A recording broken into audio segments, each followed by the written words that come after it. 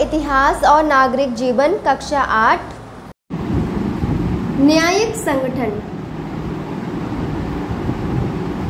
भारत में न्याय की परंपरागत प्रणाली मुख्य रूप से प्रचलित कानून पर आधारित थी। अनेक कानून शास्त्रों और शरीयत तथा शाही फरमानों पर आधारित थे। शुरू में अंग्रेज आमतौर से प्रचलित कानून ही लागू करते रहे, लेकिन धीरे धीरे उन्होंने कानूनों की एक नई प्रणाली विकसित की। तत्कालीन कानूनों को संहिताबद्ध किया गया। इसका अर्थ था कि शासन कानून के अनुसार चलाया जाएगा, न कि शासक की इच्छा के अनुसार। अब कानून की निगाह में सारे मनुष्य बराबर हैं। जाति, धर्म या वर्ग के आधार पर बिना भेदभाव की एक ही कानून सब लोगों पर लागू होता था। पहले की न्याय प्रणाली जाति के भेदभाव का ख्याल रखती थी। जैसे यदि किसी ऊंची जाति के व्यक्ति ने कोई अपराध किया तो उसकी सजा किसी और जाति के व्यक्ति से भिन्न होती थी। व्यवहार्यता। न्याय प्रणाली अब अधिक खर्चीली हो गई थी और न्याय पाने में काफ़ी विलंब होता था। वित्तीय प्रशासन। सन 1857 ईस्वी के बाद वित्तीय प्रशासन का भी पुनर्गठन किया गया। 1860 ईस्वी में बजट की व्यवस्था शुरू की गई।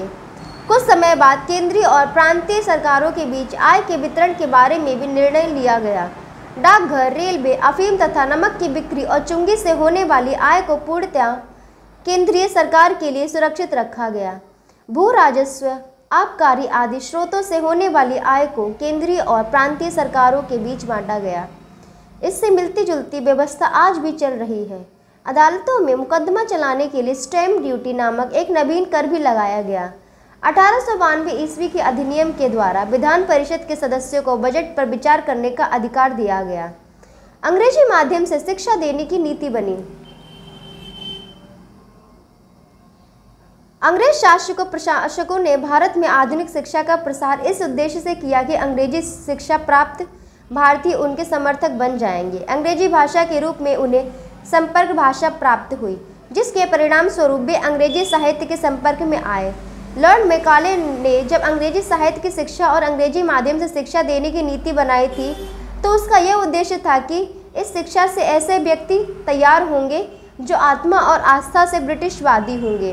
वास्तव में मैकाले का यह अनुमान काफ़ी सीमा तक सही निकला। पाश्चात्य शिक्षा। कंपनी का शासन प्रारंभ होने के समय देश में शिक्षा की व्यवस्था हेतु पाठशाला, मकतब एवं मदरसे थे। उच्च शिक्षा मुख्यतः अभिजात वर्ग के लोगों तक ही सीमित थी। उच्च वर्ग संस्कृत, अरबी, फारसी, कानून, तर्कशास्त्र, व्याकरण, चिकित्सा विज्ञान का अध्ययन करते थे। देश में परंपरागत शिक्षा पद्धति ही चल रही थी। पाश्चात्य जगत के नवीन विचारों और आधुनिक विज्ञान का ज्ञान भारत लाने में शिक्षा ने महत्वपूर्ण भूमिका अदा की।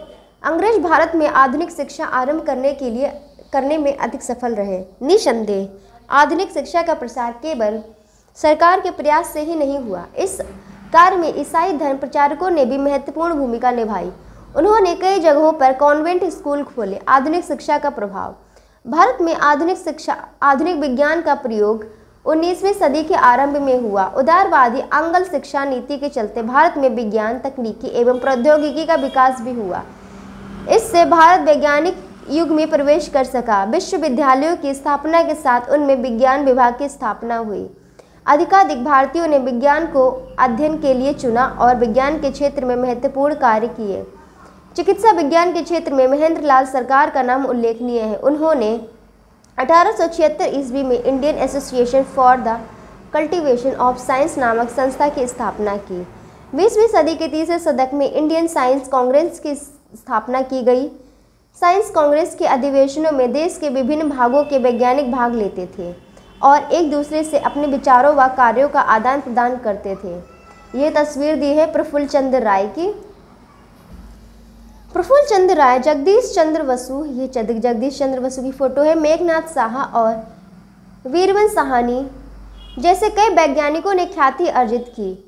सीवी रमन, ये सीवी रमन की फोटो है, ने अपने कार्य और योगदान के आधार पर भौतिकी के क्षेत्र में नोबेल पुरस्कार भी प्राप्त किया। श्रीनिवास रामानुजन गणित और विश्वेश्वरैया इंजीनियरिंग और टेक्नोलॉजी के क्षेत्र में महान भारतीय वैज्ञानिक थे। इस प्रकार भारतीय वैज्ञानिकों ने अपने योगदानों से विज्ञान के विकास के द्वारा देश के विकास में महत्वपूर्ण योगदान दिया। शिक्षा और विकास के क्षेत्र में हुए विकास कार्यों से देश को नई गति और प्रतिष्ठा प्राप्त हुई। जन सुविधाओं में वृद्धि। 18वीं शताब्दी तक अंग्रेजों ने देश के धार्मिक, सामाजिक और सांस्कृतिक जीवन में हस्तक्षेप न करने की नीति अपनाई, किंतु 19वीं शताब्दी के प्रारंभ से ही उन्होंने भारतीय समाज और संस्कृति में परिवर्तन के लिए कुछ कदम उठाए।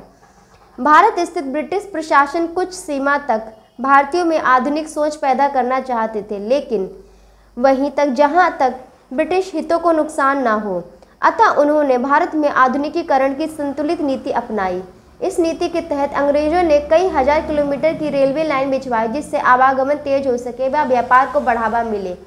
अंग्रेज ठंडे प्रदेश के रहने वाले थे और उन्हें भारत में पड़ने वाली गर्मी को सहन करने की आदत नहीं थी। अतः उन्होंने अपने व अपने परिवारों को भीषण गर्मी से बचाने के लिए भारत में नए नगर जैसे नैनीताल, शिमला, दार्जिलिंग बसाए। अंग्रेजों ने भारत में नगर व कुओं का भी निर्माण किया, जिससे ज़्यादा से ज़्यादा खेतों को सींच कर उत्पादन बढ़ाया जा सके और भू राजस्व की अधिक से अधिक प्राप्ति हो। इस समय यूरोप में नए चिंतन का उदय हो रहा था। इस चिंतन की अवधारणा थी विवेकशील वैज्ञानिक दृष्टिकोण, जिसका अर्थ था कि केवल वही बात सही मानी जाएगी जो मानव तर्क के अनुकूल हो और व्यवहार में जिसका परीक्षण किया जा सके। इसी क्रम में कुछ अंग्रेजों ने भारतीयों के रीति रिवाजों को असभ्यता का प्रतीक माना तथा भारतीय सभ्यता को गतिहीन कहकर उसकी निंदा की।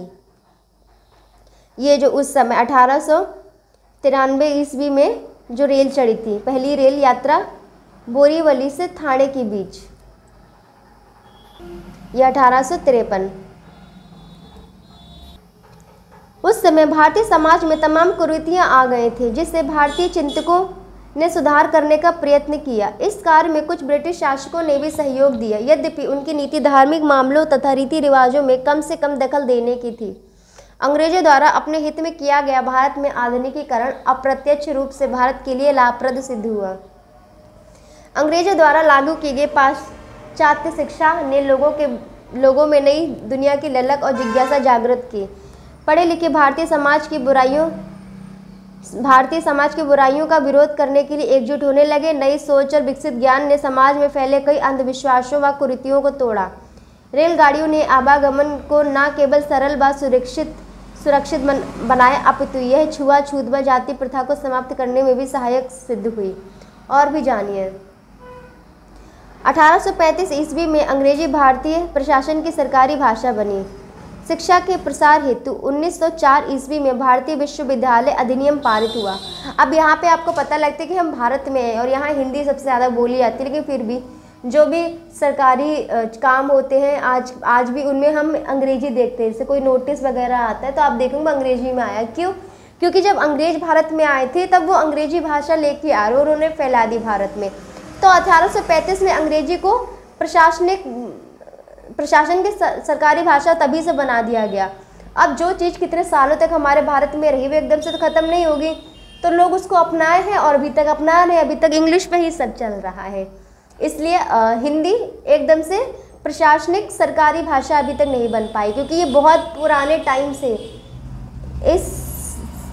ये देख रहे हो आप 20वीं यहाँ से चली आ रही है। अब सोचो जो चीज़ इतने लंबे से चली आ रही है वो आप कैसे ख़त्म कर सकते हो। इसलिए भारत में लोग अंग्रेजी ज़्यादा करते हैं, उनको पढ़ना लिखना अंग्रेजी में आना चाहिए। आज भी कई जगह मोहल्ले कुछ अंग्रेजी शासकों के नाम पर हैं, जैसे रॉबर्ट्सगंज, एलनगंज, जॉर्ज टाउन। तो यहाँ पे ये पार्ट ख़त्म होता है। नेक्स्ट पार्ट में आपको नेक्स्ट वीडियो में आपको इस पार्ट के क्वेश्चन आंसर्स मिल जाएंगे। उससे पहले ये एक शब्दावली दी है, नोबेल पुरस्कार।